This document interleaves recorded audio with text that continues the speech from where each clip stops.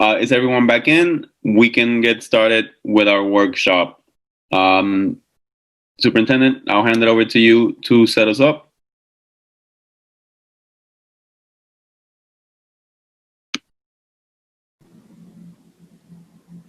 First, it just had to make its voyage across multiple screens for this. So tonight, we're bringing you up to date on our buildings for our future work.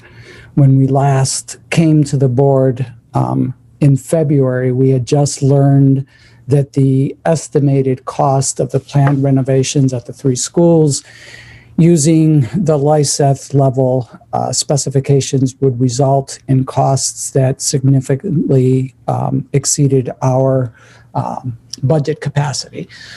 So subsequent to that, we engaged in a community process to determine what the next steps would be. And tonight we are here to update you on that process and provide an overview of the resulting designs that came out of that work. Today was also going to be a precursor to seeking approval to go out to bid on the 3 projects. But the passage last week of referendum question number 3, the Green New Deal has resulted in the need for potentially a significant course adjustment. So besides updating you on the engagement and design process, we are going to update you on the impact of the Green New Deal ordinance. I think it's important for you to understand upfront that we are doing our best to interpret the ordinance and that those interpretations will evolve as more specific information is available. So, I really want to make sure that you understand going into it that we are, offering our best understanding at the date, and that may change and evolve as we learn more. So tonight with us is our Harriman architect team of Mark Lee and Lisa Sawin, along with Emily Waugh. And also with us are Drummond Woodsum attorneys Aga Dixon and Bill Stockmeyer. Aga is the primary author of the analysis memo about the Green New Deal that you received a couple of weeks ago, on which a significant part of our interpretation is based. So our order of business for tonight is for Mark and Lisa to walk you through the engagement and design process and bring you to the point in time where we were prepared to go to bid for contractors, and then we will sort of pause and take any questions about that before we move into a discussion of the applicability of the Green New Deal to our projects and whether, what we think the implications are for us at this point. And then we'll give you some preliminary thoughts on our process going forward, which begins this this coming Thursday with our meeting with the District Advisory Building Committee. So with that, I'm going to turn it over to Mark and Lisa to walk through. And I don't know if they have ability to share screens at this point. Good. All right. Perfect. Mark and Lisa, or Lisa and Mark. Yeah, I think you had it right. Good evening, everyone. And thank you very much, Superintendent Patan. My name is Mark Lee, for those who don't know me, and I'm an architect with Harriman. It's been working on the BFOF project now for the better part of a couple of years. With me also is my colleague, Lisa Sawin, who will begin our presentation tonight. I think Lisa is maybe clicking the share screen button. I don't know if Anne, if she can. So I am not able to share my screen. Oh, there we go. Now I am. Thank you to whoever made that possible. And you able to see the slideshow? Mm-hmm. Okay, great. And this is also updated on the board docs, so if anybody wants to follow on their own deck instead of looking at this, they can do that. Okay, so the agenda for this evening is 4 parts. We're going to go over the project process since the last time that we all met, talk about the community and stakeholder outreach that has been ongoing throughout the process. And then Mark is going to lead us through the Green New Deal referendum question C update, and then we'll go into schedule next steps and Q&A. So project process update. Since the last time we met, there's been a multitude of meetings, so many that probably couldn't fit on the screen, but essentially we've met on a very regular basis, so monthly with the District Advisory Building Committee, as well as monthly with the Building Level Advisory Committee. And we have bi-weekly meetings with district facility staff, as well as 2 community forums. So we had the first one last fall, and then we had one in May, and then we had one just recently in October. And so the last time we all had met, it was where we were seeing that there was the budget that was established during the BFOF. We realized, similar to what we realized on LICES, that it could not afford the entire scope that was identified in that process. And we had looked at what were the different lenses to move forward with each of those projects. And at that time, we had worked with the ABC and the VLACs, as well as the board, to arrive at that the scope would be more specific to each school. And so that is essentially where we were at and really defining what that scope was per school. So this is a reminder of what those budgets are for each of the schools. So you can see the Longfellow, Presumpscot, and Reiche construction budget, and then the total project budget for each of those schools. Some people ask, what does it mean for the total project? And so some of the things that are included beyond construction costs are design costs, the furniture and equipment, advertising and legal costs, and testing. And that usually equates to about 20 to 30% of the total project. So what does that mean for each of the schools? So when we went and we met with the staff and the principals and really identified what were those high priorities for each of the school, it came down to about 4 or 5 priorities per school that really helped define the scope for each of the schools that we were designing to. And for Longfellow, the priorities were classroom upgrades and abatement. So taking abating the materials that are in the building and doing specific upgrades to the classrooms themselves. And so that was finishes, casework, teaching walls, providing a secure and accessible entrance. So this caused some reconfiguration within the building to create a secure entrance off of the side of the building. Adding an elevator so that there's ADA compliance to all of the floors within the building. And then necessary code and accessibility upgrades throughout the school. At Presumpscot, the priorities that rose to the top through the process with the teachers and the principal was that the replacement of modular classrooms was number 1, making sure that we get that addressed and the additions accommodate those program spaces. We provide a secure and welcoming entrance. We provide a separate gym and cafeteria, and so what that meant was providing an addition on the back of the building that had a cafeteria as well as the classroom spaces to accommodate the program, the quantity of programs that are out in the modulars or modular classrooms. Providing a separate art and music room. Right now, Presumpscot has a shared art and music room. And separate rooms for specialists. So they have several of their specialists housed in shared spaces, making sure that they had appropriate spaces for their programs. And then code and accessibility upgrades. At Reiche, the priorities were enclose the classrooms. So essentially providing walls, doors, ceilings, new finishes to create separate classrooms within the building.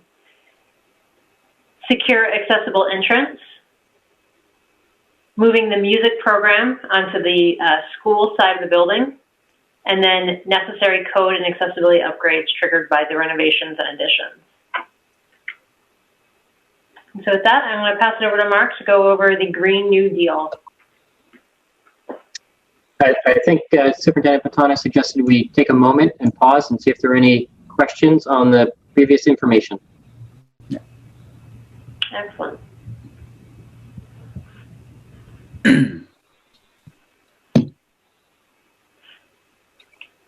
So again, just to sort of reinforce, we did a tremendous amount of work. The team has worked super hard to engage multiple stakeholders and have some pretty solid designs that we were ready to sort of share and then ask for authorization to go out for bid. We are, now putting a pause on that so that we can deal with some of those questions in the Green New Deal. But before we move on to that, I just want to make sure if you have any questions about the process or, where we were in the design and some of the specifications for that to, be able to address those before we move on. Mickey has her hand raised. Yes, thank you so much, Chair. Yes, I just have a quick clarification on the design for the Reiche school. When we're going to enclose the classroom, are we keeping the same numbers of classroom or is going to be reduced? So there are classrooms, all the classrooms are accommodated within the buildings. There is not a reduction in classrooms. Oh, okay. All right, thank you. Absolutely.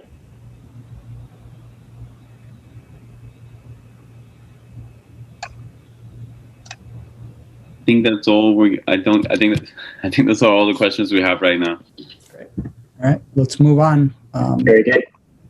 Thank you very much. And so in addition to satisfying the program requirements that we identified in the previous slides, one of the important aspects that we were responsible for is making sure that the design complied with the full building ordinance of the current building ordinance of the City of Portland. And in particular, there's a requirement for the Green Building Code. And that requires us to comply with LEED requirements, the Leadership in Energy and Environmental Design. And as part of that, there's also energy requirements that the building needs to comply with as well. The change most recently with the voting of the Green New Deal makes changes to the current building ordinance and the Portland Green Building Code. And Agatha Dixon and Bill Stockmeyer can certainly explain what those are in some level of detail, but I'll attempt to summarize what those changes mean for the ordinance. And they really fall into two categories. The first is the construction, what it means to during the construction phase of a project. And it requires that contractors hire a certain percentage of workforce as apprentices. And so there's different percentages over a period of time, and also there's some relief if apprentices are not available for certain trades. The second item that applies to the construction is that the wage rates are required to comply with state and local fair wage rates. And that also in some ways doesn't have a significant impact, we don't believe, to the project because as you may recall from the Lyseth project, we do require that the project comply with state labor wage rates. And in the current economic times, contractors are carrying at those levels, if not above, in order to have enough qualified workers to complete the work. The third item of the Green New Deal has to do with a requirement for contractor employees to undergo OSHA training. And that makes it more of a requirement than probably the number of contractor employees that go through that, but most contractors require that of their employees anyway. So those are the three requirements on the construction side. The Green New Deal requirements that apply to the design of the project include a requirement that projects exceed the energy performance required by the Maine Uniform Building and Energy Code, and we refer to that as MUBEC. And so the currently that energy standard is the it's a 2010 standard. The requirement that they have an energy performance is not new, but the requirement of the Green New Deal increases the energy performance using the what we believe to be the 2019. The language says that it has to be the most recently published standard, and so the most recently published standard is the 2019 version of that energy code. So that requirement increases the energy performance required, and it also reduces the threshold at which projects need to comply with that requirement from 10,000 square feet to 5,000 square feet. The second item that is on the design end of things is a requirement for what's known as Better Roofs program. And that suggests that you need to set aside 15% of the roof to be solar ready or a vegetative roof. So it doesn't say that you have to install a solar electric or solar installation on the roof, but it says you have to have enough area set aside that's non-shaded to be able to install a solar installation. This may require structural upgrades, but the existing roofs, but we don't believe that's explicitly required at the time of the design. That the requirement, as I understand it from Drummond and Woodsum, is more that you have the area set aside for that. Next slide. The other aspects, as we were anticipating the vote, was that the timing of the changes would take place within 30 days from the certification of vote. And so that is a window from when the voting day or the results of the voting day, the next day, it took effect from that moving forward. And so the importance of that is that had the projects been in a permitting phase during this 30-day time frame, and they would have been under substantial review, then they may not require or have requirement for the new requirements of the Green New Deal. There is some language that in there that the director of planning for the city can exempt the requirements on the grounds of infeasibility from a technical perspective, but it does not specify exemption for projects already in design. That is to say, we were just trying to understand whether or not the Green New Deal would have an impact under projects that we have been under the design of for some period of time now. And so with that, I'll pause a moment before we go to see what the impact is specifically on the 3 school renovation projects.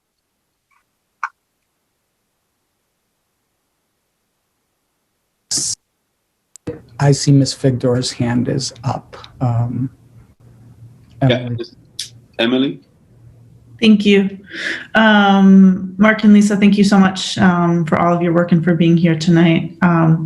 I just wanted to, Mark alluded to it, but I just wanted to be a little bit more specific with respect to the labor requirement that we pay a prevailing wage. We did decide as a board to include prevailing wage requirements in the RFP for these projects. So, Mark is also saying, given the market forces, it wouldn't have a meaningful impact. But I wanted to clarify for the board that we did, as a board, vote affirmatively to include prevailing wage requirements in the RFPs for these projects. So that isn't an additional new requirement that that will impact the projects.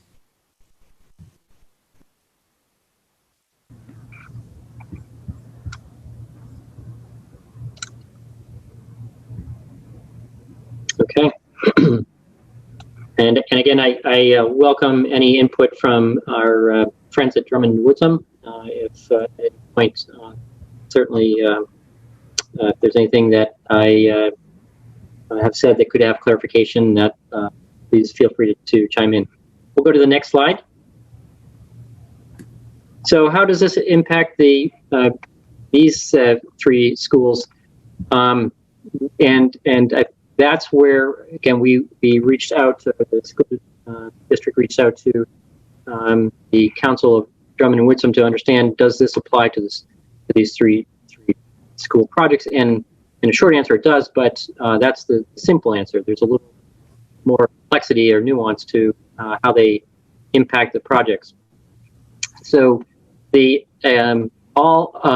projects that exceed the 5,000 square foot threshold would be, if we look at that as 5,000 square feet of new construction, that impacts, and we'll see this on a future slide, but the projects that exceed the 5,000 square foot threshold require that the better roofs requirement is applicable, and that increase in the energy performance of the project as well.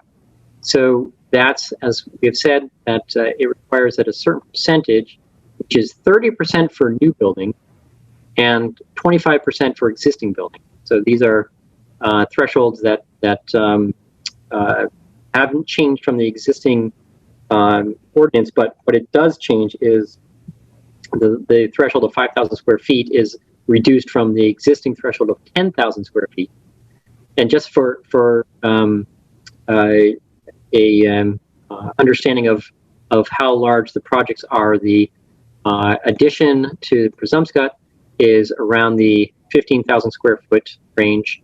The addition to the Longfellow is around the 6,000 square foot range, and the additions for the Reiche school are probably around the 1,500 square foot range. So, and so that's thinking about the new area. The existing area, certainly of all three structures, well exceeds 5,000 square feet. What you see as an acronym of ASHRAE, and that's the organization responsible for establishing the energy codes, the Association for Heating, Refrigeration, and Air Conditioning Engineers, and their energy standard is standard 90.1. The current code references the 2010 version stated earlier. The Green New Deal references the most recently published standard of 2019. There's a significant difference in the energy performance from the 2010 to the 2019 ASHRAE 90.1 standard. And so as we looked at the impact of these, the energy standard would have a significant increased requirement for the buildings to perform to. And so that is what we're most interested in understanding the impact of that. The better roofs requirement, again, as we stated, we don't think is a significant effort to meet that requirement. It means that 15% of the roof has to be ready to receive the solar installation, and that we think is easy to comply with on all three projects. So the other aspect is that there's a threshold of the dollar value of the projects. If the construction cost of the projects exceeds the assessed value of the building and the site, essentially the assessed value of the property, that also is a threshold that the existing green building code requires. And so that's what triggers also compliance with the green building code and hence the Green New Deal as well. So I will move to the next slide and then I'll pause for a moment to accept any questions. So this was we reviewed these requirements prior to its passage, but the projects are still under review with the city planning. So where we kind of are in this process, we've developed the documents to a point where we've submitted the site plans to the planning board. And that's important because they have to be reviewed by the planning board before they can be reviewed by the code enforcement office. And so there's the building permit that is a process that takes place after the planning board process. And so, and right now, the first project that went to planning board or the planning department for consideration occurred in September, and we still have not yet moved to the point where it has been placed on an agenda for the planning board to review. And that was the Presumpscot School project. And as I said, I'll pause for a moment here on that, and then we'll go to some of the additional aspects of this. Mark, this is Aga. Can you hear me? I can, Aga. I just wanted to insert one little clarification about your prior slide with respect to the thresholds.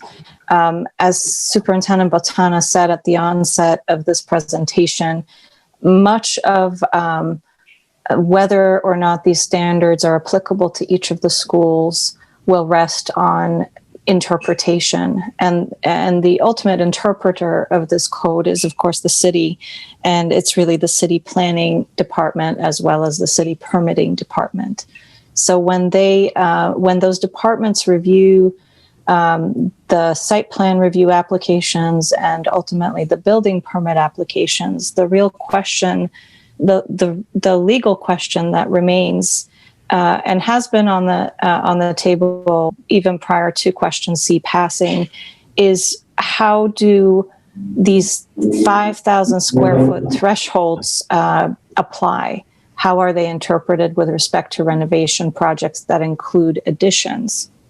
So in the memo that we presented to the board last week, we made note of this, and I just wanted to draw everybody's attention to that issue because it will become probably the central decision point as to the cost implications of question C and the Green New Deal on these three projects. So in short, the ordinance, the building code reads that all new construction and renovation projects 5,000 square feet or greater in floor area must comply with the ASHRAE standard, as Mark explained. And it's not at all clear from this language whether the 5,000 square foot threshold should be applied with regard to the size of the proposed additions or the size of the existing building. And that is really the question that will determine the costs that I believe Mark will speak to next. Can I just follow that up with a question, Aga? So in this slide, it says that one is the 5,000 square foot threshold, and then the other one is the budget exceeds the assessed value of the building. Are those ands or are they ors? They are ands. So the project must, in order to be considered a renovation project for purposes of interpreting the code.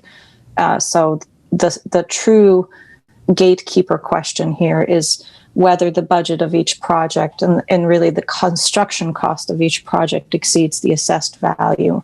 And here it's very clear that all three projects get through that gate. And then the secondary question is for each unique standard that is within the Green Building Code, there are threshold requirements that are, not clearly defined, but based on a minimum square footage, and that is what we will be seeking some clarification on from the city. Okay, Emily?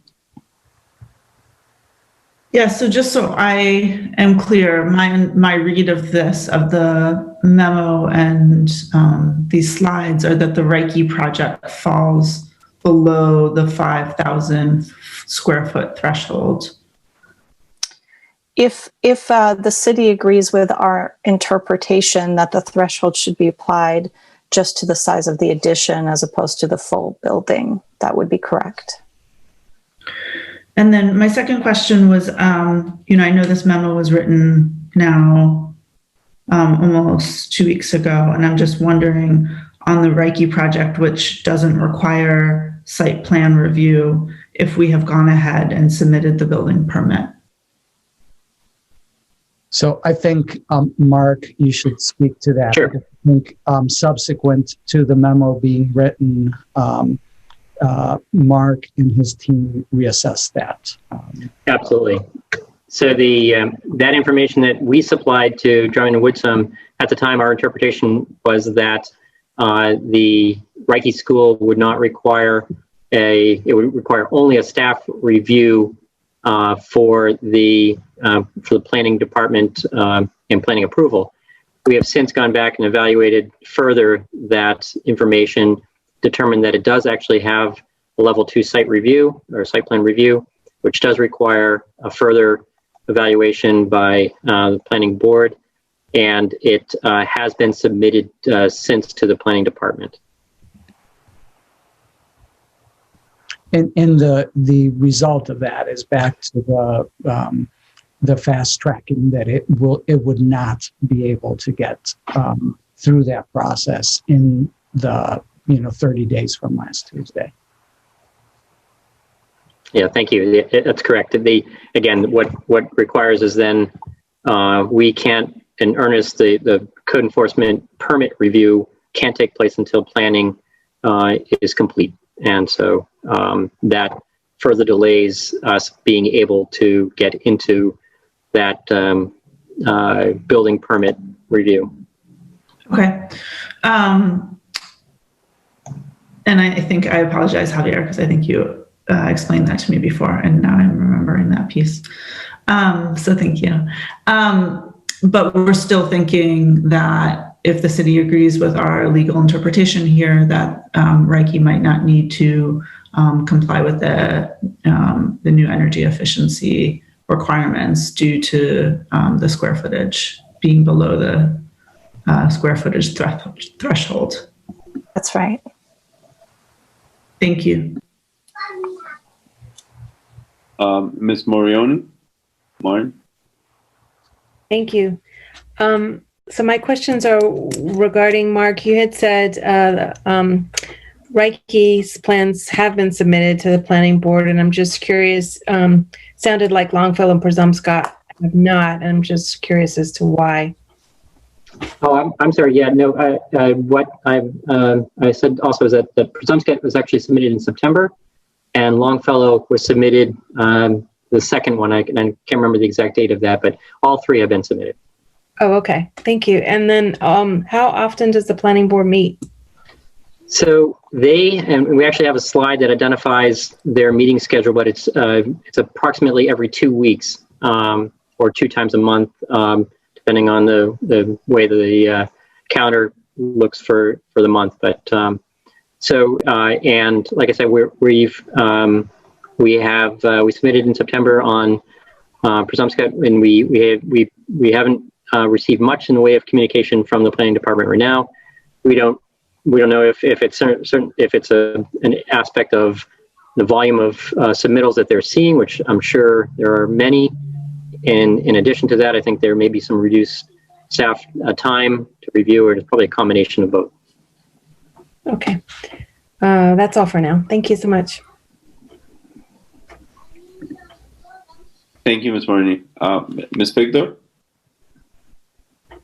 Yes, just for further clarification, on the site plan review, are you suggesting, Mark, that the Reiche project requires, you said level 2 site plan review? Is that, and it sounds like that happens, the staff does that rather than the board members? Is that a potentially faster process as a result?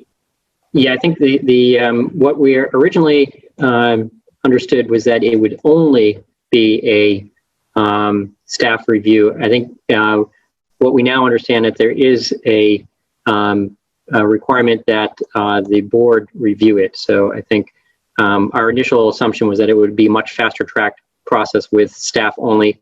Now we know that there's a planning board component to it. So so all three are going to have some level of planning board review. And just to be clear, right, the Presumpscot project was submitted in September and it has not made it onto that agenda yet.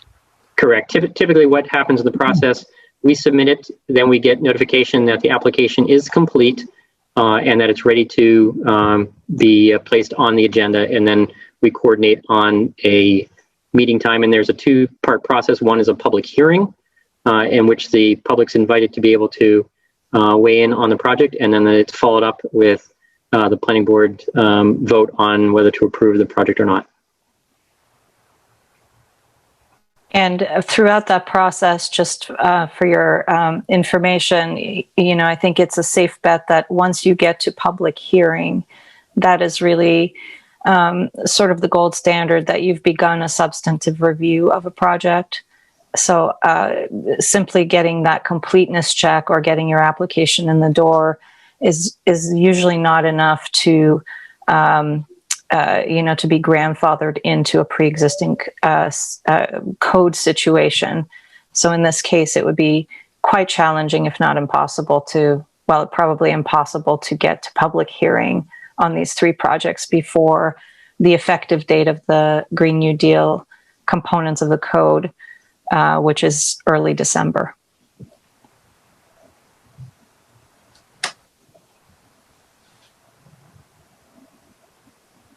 Okay. Any other questions? Okay, we'll move to the next slide then. Thank you. And the next one after that. Very good. So what we think right now, there are three scenarios that we see. And as Ms.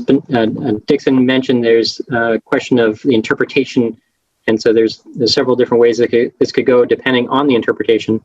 So the scenario one is that the threshold of the 5,000 square feet applies to any existing square footage and new square footage. And so in which case all three schools would be required to comply with the energy requirements of the Green New Deal. And so in that scenario, and we'll, I think, demonstrate this in the next slide, but in that scenario, what we would have to do to comply with the higher energy requirements of the Green New Deal referendum, the one that was just voted in question C, requires us to have a higher performance of the building envelope, the exterior walls and roof, and the energy performance of that, as well as the HVAC equipment, the heating and ventilation equipment that we have in the buildings. And so that's essentially what is being measured with the performance of those two in tandem, is what the energy, that's essentially what's going to dictate how much energy the building consumes to ventilate and heat it. And that's what the energy requirement is addressing. So if the interpretation is that all three schools need to comply with the new Green Deal energy requirements, then we think that's approximately $6 million worth of changes to the design to comply with that additional energy requirement. Scenario two looks to say that the 5,000 square foot threshold applies to the new construction only, in which case the additions proposed for Longfellow and Presumpscot are greater than that 5,000 square feet, and those two would have the new energy requirement threshold to meet. So that would be mean that the Reiche school, because its new area is less than the 5,000 square feet, would not have that requirement, and because of the size, the area of the exterior walls and the roof of Reiche, that's the largest of the 3 schools or 3 buildings. That would reduce the cost to comply to include just the Longfellow and Presumpscot schools, and that would be $3.5 million we estimate in sort of broad numbers. And so, and that again is for the exterior envelope upgrades and mechanical system upgrades, primarily to the existing portions of the building. So that's important to understand. The new portions of the building, it doesn't take much more to comply with the new requirements versus what we're doing right now. So the big cost is in addressing the existing envelope and mechanical systems in those schools, which we weren't doing much work with in Presumpscot and Longfellow in the existing base bid of those schools. Scenario 3 looks at if the 5,000 square foot threshold applies again just to the new areas, and that it would only require upgrades or energy performance for the additions. In which case it would be the additions at Longfellow and the additions at Presumpscot, not the existing building. And if that is the case, then it's a significantly lower threshold, as I just mentioned, to go from our current design in the additions to meet the New Deal energy requirements. And so we haven't estimated that, but it's significantly less than the 6 million or the 3.5 million of scenarios 1 and 2. So I will go to the next slide, which I think explains a little bit of that. So what we, in looking at those scenarios, if we're required to use monies to meet the energy requirements, it would mean refocusing scope that we right now we're using to address some of the educational space upgrades that that Lisa explained in the first part of the presentation. So we would use monies that we were improving some of those spaces or creating new spaces, and we would put that into the exterior wall and roof insulation, air sealing, and the new mechanical systems. And as I mentioned, the rough order of magnitude for the energy upgrades, if it were required at the schools, is listed as Longfellow would be about 1.5 million, Presumpscot would be about 2 million, and Reiche would be about 2.5 million. So that would be about $6 million, or roughly 16% of our construction budget for all 3 schools. So I just want to note that there are 2 areas of interpretation here that we will be seeking from the city during the permitting phase. As we discussed, the 5,000 square foot threshold, whether that 5,000 feet is applicable to the size of the complete building or just the new addition. And that will decide whether or not Reiche is in or out. And then the secondary question is, if a school is in, then whether that 25% improvement to energy efficiency needs to be demonstrated with respect to the entire building, including the addition, or just with respect to the new addition. And so you can, as Mark explained, you can see that the numbers go down, the cost overruns go down pretty significantly if the city department, interprets this narrowly to only apply to the additions, even if Longfellow and Presumpscot are through the door and this standard applies, the cost to improve the additions would be fairly minimal as compared to the cost to improve the efficiencies of the entire set of buildings. Absolutely. Thank you, Aga. Yeah. Emily? So yeah, I want to just be clear that the $6 million cost estimate is a worst case scenario. That's that's the most that if in fact yeah, so that's the high. It seems like the range is from minimal cost to $6 million, and it's a range. So I just want to acknowledge that that there's more gray area than maybe perhaps I understood before tonight's meeting. And then I'm wondering if we can talk about or if we can provide some additional clarity on kind of the process from here in terms of getting that clarification from the city, so we understand what the ramifications are. Because if if in fact the changes we need to make have minimal costs, then it seems like we're back in a place where we could quickly send these projects to bid. And so I'm wondering how quickly we can actually get clarity from the city.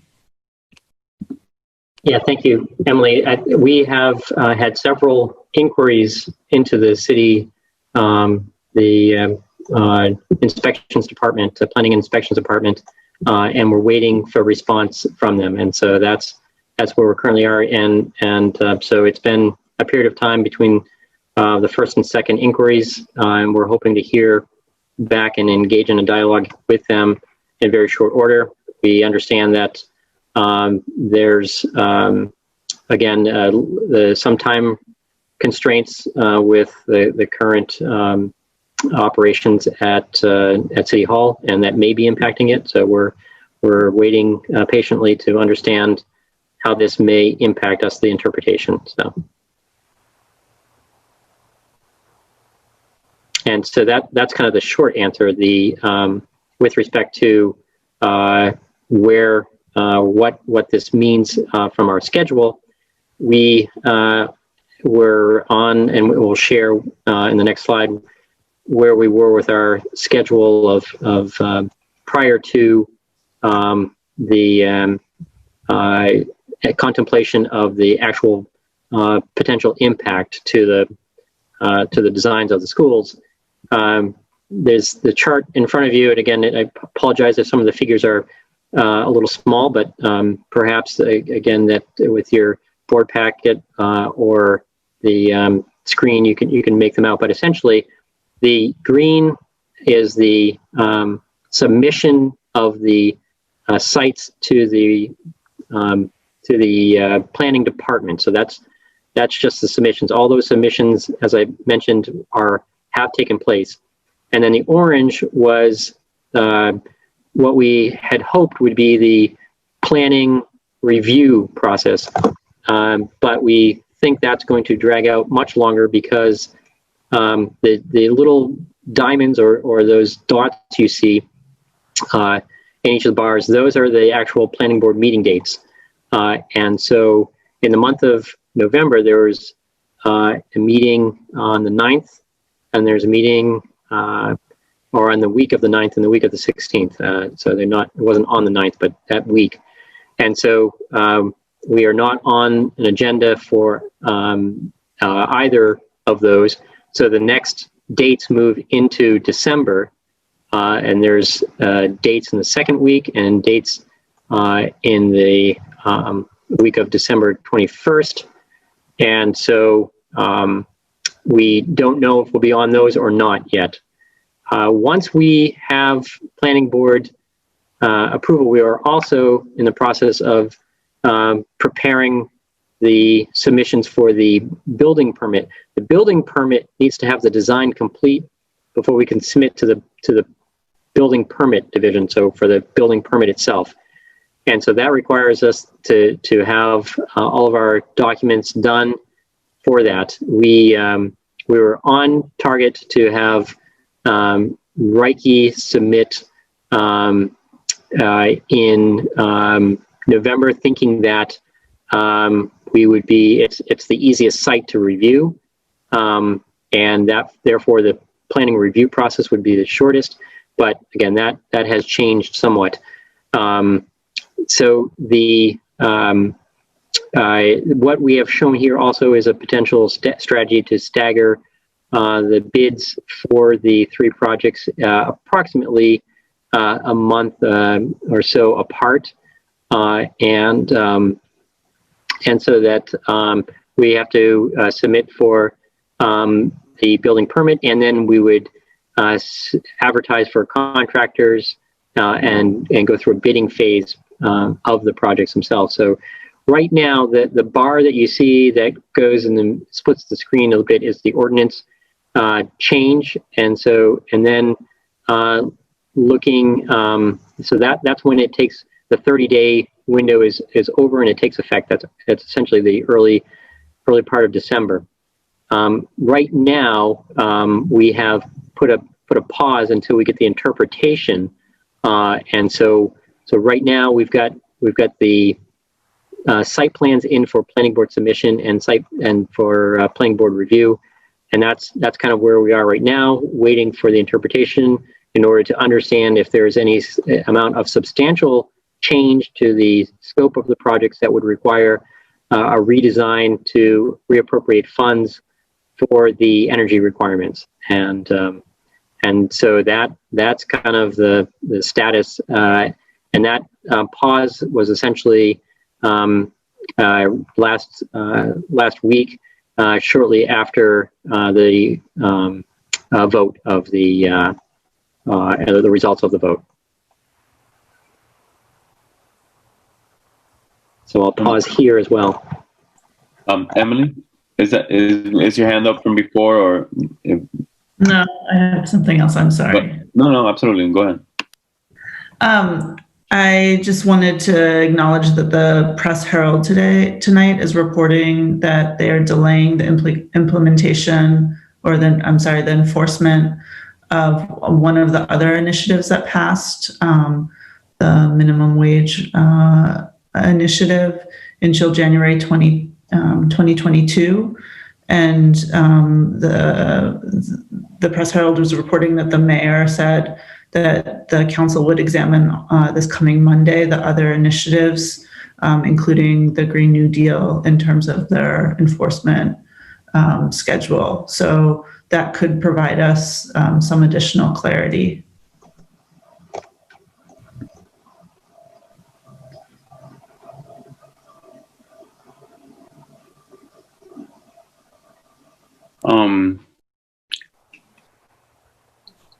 And so are there any other questions? Yeah. I wonder also, what else subsequent to the city's interpretation, if even that gets, would there be like lawsuits, from the folks that launched the campaigns, and would that further delay it or things like that? So it's, who knows what, I really don't know how these things work, but just a thought. Mark, back, we have another section. Yeah, we can go to the next slide here. I think the next steps essentially were identified. And essentially, I think we've alluded to some of this, that we've right now taking the first step, which is to pause and evaluate the steps forward, determine the impact, and that essentially is waiting on the interpretation, or I guess with the news that Ms. Figdor mentioned that perhaps there'd be a pause in the enactment or the enforcement of the new requirements, in which case the interpretation wouldn't have a significant impact on the project.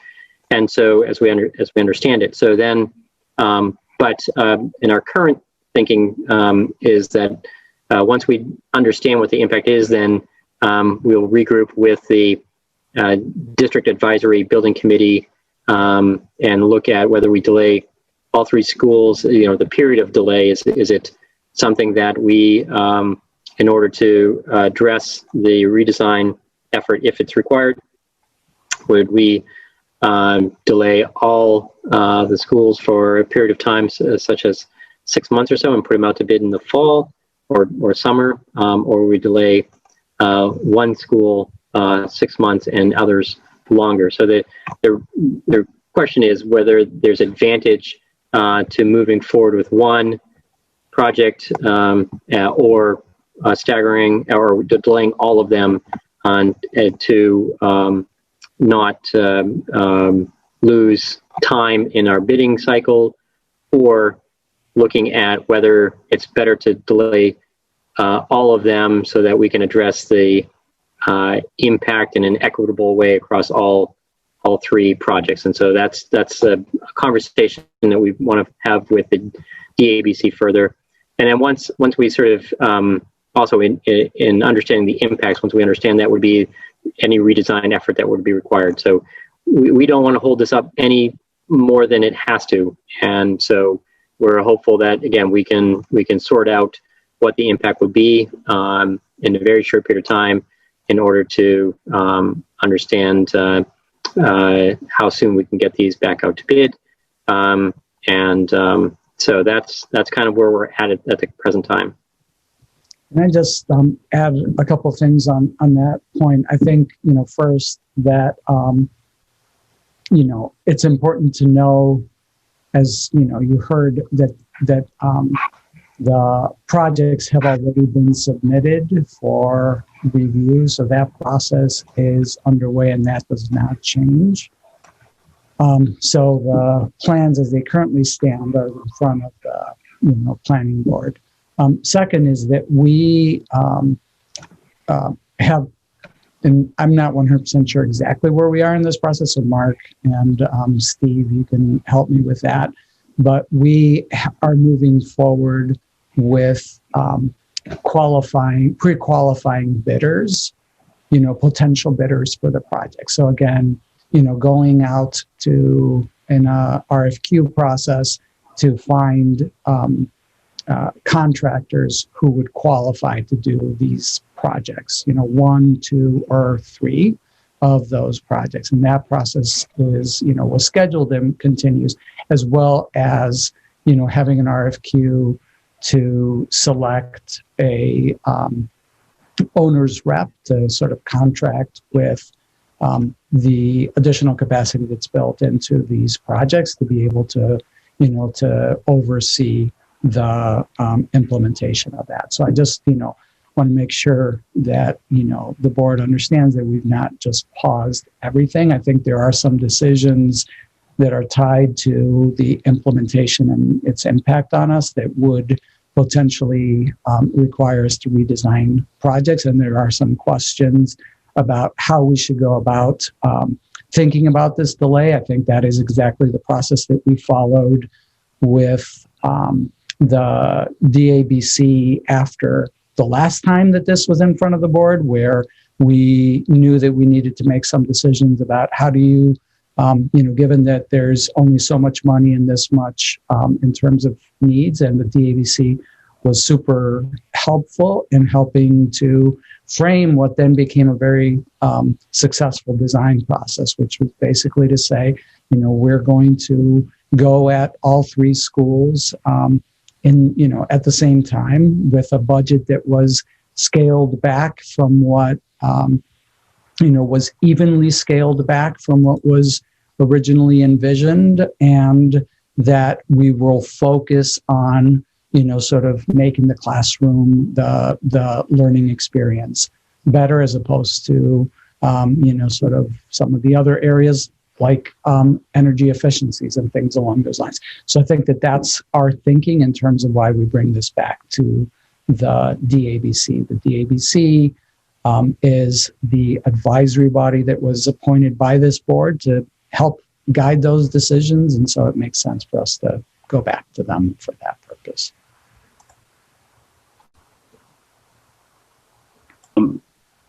Emily? Thank you, Chair. I guess I see it as premature to pause the Reiche project, given that we think it falls below the square footage threshold that would trigger the energy requirements. So I'd be interested to hear more on the thinking on why pause Reiche, why not continue to move that project forward, consistent with our legal interpretation that it falls below the threshold that would trigger the additional energy requirements. Because it's not our interpretation to make. I mean, I think that's the short answer to that. Yeah, I think, our sort of initial thought process on that was to understand what the interpretation would be to know for certain if it would apply to Reiche as well as to Presumpscot and Longfellow. It just seems like we're being kind of hyper conservative when, you know, that again, I think that was my point in saying that, you know, I want you to understand what we've not paused. And so that design is in front of the planning board right now. Right, but my understanding from Mark is we're not proceeding on the work that we need in order to like produce all the construction documents to be able to move it forward to bid. Is that correct, Mark? Yeah, right now we're, again, a conservative estimate is that we're in the final phases of preparing those construction documents. And so we, again, I guess not even a week or so, we've now just kind of put a pause on that. What we want to be careful of is not investing too much additional time and potentially cost to the projects by having us go down a road and then find out that it doesn't apply, in which case we will have to redesign more than we have. So there's, I guess, a conversation on that amount of risk in thinking about that. So it hasn't been a long period of time, but we just, again, are just trying to be mindful of not spending resources that would potentially have to be re-spent if it's interpreted that Reiche does have to comply. Mark, could you explain too that in our initial designs we were in lead silver, and whether its interpretation is in any of these options that we didn't neglect energy efficiency and we're attaining lead silver. So the delta between what the new may be, whatever option it may look at, we still have momentum forward in the projects as three. So the pause is to gather more feedback on where these options may fall. But the delta, the bigger lift is not between whether we want to be green or by the Green New Deal. We were achieving lead silver in our designs up to this point. So I just want everybody to be clear on that. We're not lifting from not doing anything. We were lead silver. So I think that's something to take into account here as we assess this. Yeah, thanks, Steve. I like it when people say pretty much state it, and then I just have to repeat it. But I don't want to repeat too much. But right, we were complying with the requirements of the current green building code for the Portland Ordinance, and that does have a requirement for meeting LEED, which Harriman, in concert with Thornton Tomasetti, was working towards. So that design process was already underway, and we were meeting those requirements. The aspect of kind of pausing where we're at right now is to understand the impact. In sort of simple terms, the impact to the insulation or the thermal performance of the building requires that we insulate the exterior walls. And one of the concerns that with the Reiche School would be that insulating from the interior is somewhat problematic because at the exterior wall, you can actually see where the floor slab is expressed on the exterior of the building. That's sort of band that happens at the floor line and that concrete, and that actually creates a thermal bridge from the interior through the wall, exterior wall to the outside. So we would actually have to apply the insulation on the outside of the wall.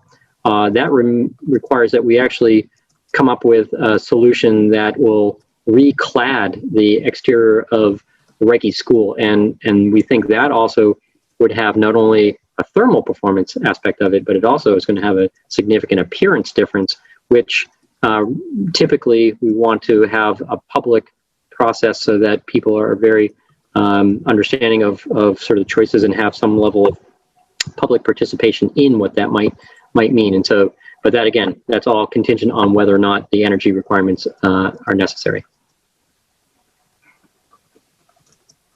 Ms. Morioni? Thank you. I just wanted to circle back quickly. I know it's getting late here, but so having read the Portland Press article about the minimum wage and how the city met with their council to delay the minimum wage increase, I'm just curious, would it behoove the board chair, superintendent to write a letter to our mayor and city councilors about this? I mean, I'm sure they're aware, and maybe you've even already done this. But I'm just thinking, I'm actually very surprised that they were able to do this through interpretation, and it may or may not be able to do it. But if the council and the mayor in any way were able to talk with their council or their legal counsel to get a delay, it just seems like for us to make sure that we are walking in tandem with the city, and that they're well aware of what it could now cost. And we'd have to essentially make either all these changes to the renovation plans, and or even go back potentially for another bond to taxpayers. So yeah, I'll leave it at that. I'm just curious.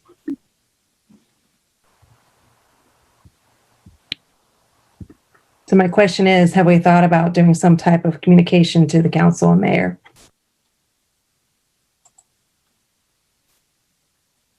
About what? About what? About what we've been talking about with this whole workshop, about the fact that if the council just was able to delay the minimum wage increase until 2022, then if they have any ability to interpret this other about I'll leave it at that. I think it's clear what I'm asking. Thank you.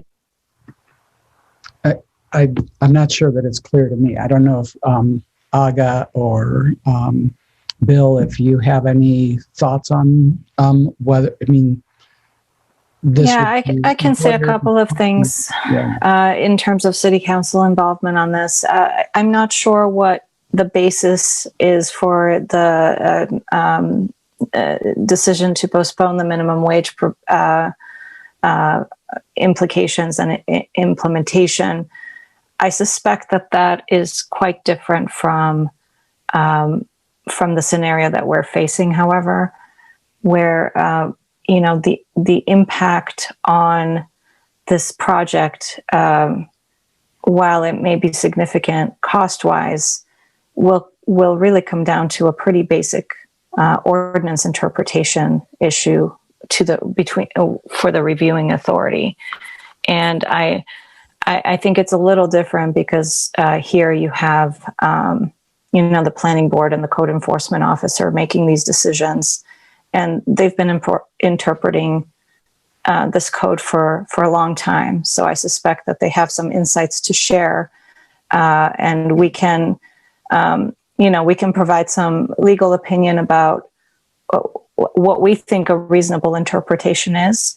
But I would be curious to find out how they've historically interpreted this provision, which recall is not completely new. The two new elements of the provision are reducing the threshold from 5,000 down to 5,000 from 10,000 square feet, and then changing the ASHRAE standard as the denominator from the 2010 ASHRAE standard to 2019.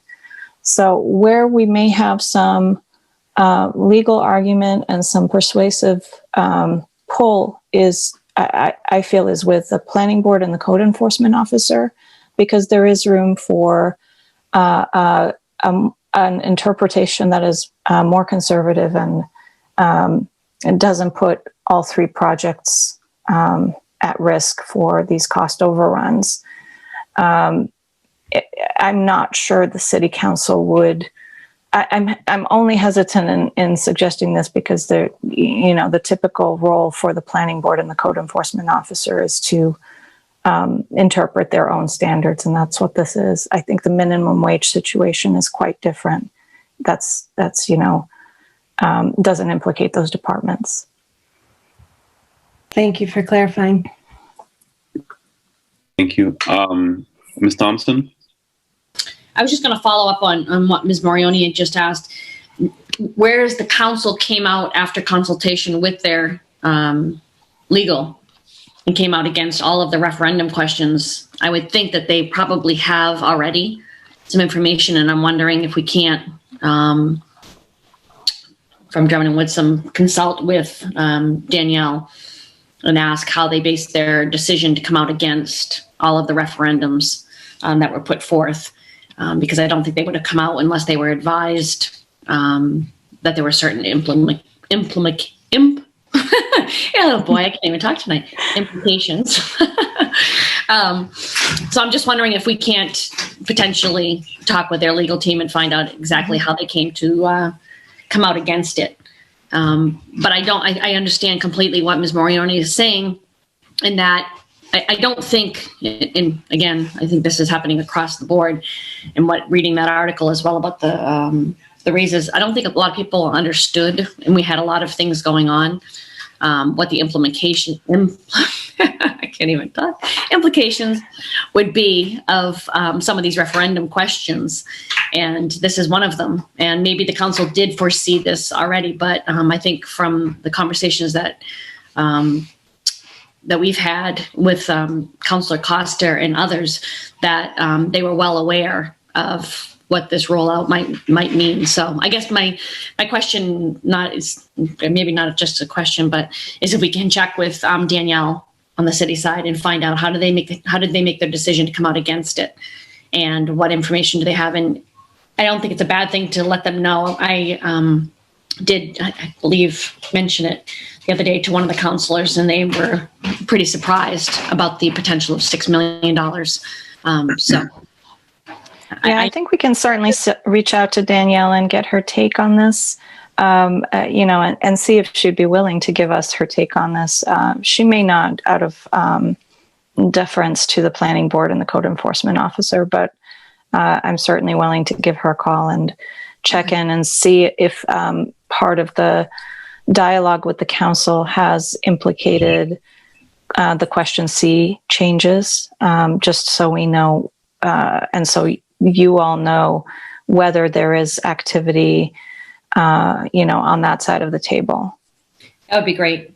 I think what too would, I think too, even writing a letter to the mayor requesting, that information too. But I think if you can reach out to them, to their legal team, that's probably just as good. But I think Ms. Morioni she'll clarify in a second, I think, what she was asking. But the communication to the council, just making them aware of exactly what's happening with us, I think is important. Thank you. Ms. Morioni, go ahead. I'm sorry to interrupt. I just wanted to say in the article, it does say that Mayor Snyder and the council will be looking into the other initiatives that were approved, including the Green New Deal on Monday night.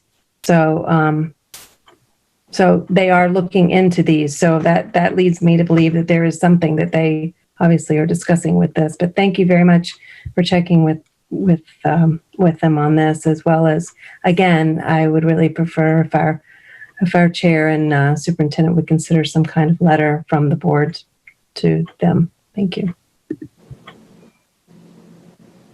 So I am, Kate and I have been trying to pin down a date to talk. So we already have something scheduled to meet. So at least to touch base with her, which we already do somewhat regularly. So I'll try to be as prudent and talk to her ahead of their meeting and just see where they are and what her position, what her thinking is, and obviously to give her an insight into what we're looking at. Javier, I'm sorry. Yeah, I would say that, Aga offered to contact Danielle, and I think that, I'll ask Aga and Bill to draft, a follow-up letter, sort of articulating what those questions are, and so that it is on the record, which is, I think, what I'm hearing the board wanting us to do. Yes, thank you. Emily? Thank you. That seems like a great next step. I just wanted to go back. I hadn't quite put together the fact that, we went through this process with the Lyseth project and trying to discern whether the Lyseth project, granted, this is with the existing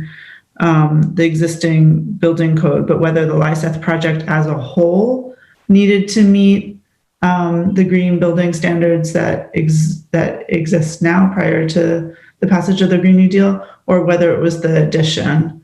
And we determined that it was the addition. And so it does feel like we've already been down this road, and I assume that the planning board and code enforcement officer supported our interpretation, since we were able to get the Lyseth project through through the permitting process. So is there the big difference in that is that the Lyseth project did not exceed the cumulative cost of, so that first plank of the analysis that Aga reviewed with us, whether the cost of the renovations is higher than the cost of the project, and that's why it didn't apply. Then still as a board, there was a significant conversation about whether we should do it no matter whether it applied or not. And that was the conversation, but that was not because we were required to do it. There was no question on that front that the way that Lyseth, Lyman Moore, and the park facilities on the premise were more than what the cost of the renovation. Thank you. Yeah. Lyseth had a very large appraised value because I think the different lots had been consolidated. Correct. So that was disproportionately high. So it wasn't my apologies for misremembering it, but it wasn't the square footage requirement that we were grappling with in the Lyseth case. Right. It was that gatekeeper question of building valuation compared to construction cost. Okay. Thank you so much for clarifying that.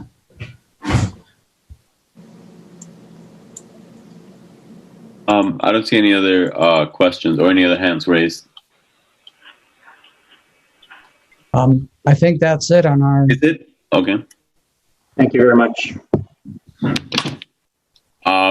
Oh, geez. Good. All right. So we still have one more. We're going to do the policy workshop. Are we all done with this piece, Javier, from your team? We're done for now. So when is the ABC meeting again? The next one? Thursday. Okay. All right. And so you largely going to be rehashing much of this, but then sort of teeing up the questions that we laid out there in terms of sort of the next steps, decisions around, what do we think we can move forward, or what's our process for moving forward. So, say a big thank you to Mark and Lisa. I'm sorry. Just before we move on, I see on the attendees, Aura Russell Better is here, and she has her hand raised. So I just want to give her a chance to chime in before we close it out. I can't because I'm not a host. I can't allow her to talk. Thank you. Anne, is that you? Can you do that? Or Hi, thank you. Can you hear me? Thank you, Chair. I wasn't sure if you were doing public comment, and I just saw you were moving on to the next topic, and I thought, oh, are you able to take a comment? Well, if you want to, I just thought maybe you can. Yeah, Aura, go ahead, please. Okay. I just wanted to add, and I did catch most of, thank you for all the information. I hope I didn't miss any comment with this thought, but I just was wondering and hearing that it doesn't sound like grandfathering these projects is an option, but I just wondered about any kind of, just throwing this out there, any kind of official language that might just be able to explain how, having to fundamentally change the scope of these projects really, and that work hasn't been done yet. I understand that will have to go back to DABC, but fundamentally, changing the intended vision of these projects. So I just wanted to throw out there, I don't know if any language kind of clarifying that may affect the ability to have any kind of grandfathering, or for the city to make any exception to requesting some kind of emergency planning board meeting. So I just wanted to throw out there, I was wondering about that, kind of looking at how these projects really being altered goes against the vision of what people voted for. So that was just something I wanted to put out there as another perspective. So thank you. Thank you, Aura. Aga, is there anything, and I don't know, is Aga still with us? Or I am here, yes. I'm sorry. Yeah. So just to briefly answer that question, there are some exemptions in the building code that allow Portland Public Schools to seek what's called a hardship or infeasibility waiver to some of these standards. The challenge now is that with the question C amendments to those provisions, that I suspect that the hardship waiver will be much more difficult to obtain. And in speaking with Mark about the feasibility of that for these three projects, we both kind of reached the same conclusion that it would be quite challenging to demonstrate hardship or infeasibility relative to these new standards. We could certainly do it for the solar, for the better roof requirement. And if necessary, if it comes to that, we will certainly pursue that. I think that is a fairly easy demonstration for us to make, because as you know, the city and the school board, the city and the school department just jointly entered into a power purchase agreement to buy close to 100% of the city's power from an offsite solar generation facility. So we have some strong justification for getting a waiver to the better roof requirement if we so desire. Whether we do that, I think ultimately will come down to cost and timing, because seeking these hardship waivers will take some time. It may postpone approval of the projects, and ultimately the cost of compliance might be not worth that effort. But that is a possibility. As to the ASHRAE standard, I think there is some legal argument that we could make that the text of question C relative to that new 2019 standard is questionably legal. And I will raise that with Danielle to see if she concurs, and if there's any possibility to get an interpretation from legal on that question, which would at least bring us back to the 2010 ASHRAE standard for these projects. So we will explore those possibilities. In terms of grandfathering, I think the only thing we could do is, check in with both legal and the planning and permitting departments, as Mark has been doing, and try to see how far down the queue we are and whether there's any way to expedite the review so that the projects can receive a substantive review ahead of the effective date of this ordinance. That's a long shot, but we certainly are looking into that. Thank you. That's so helpful. I appreciate that.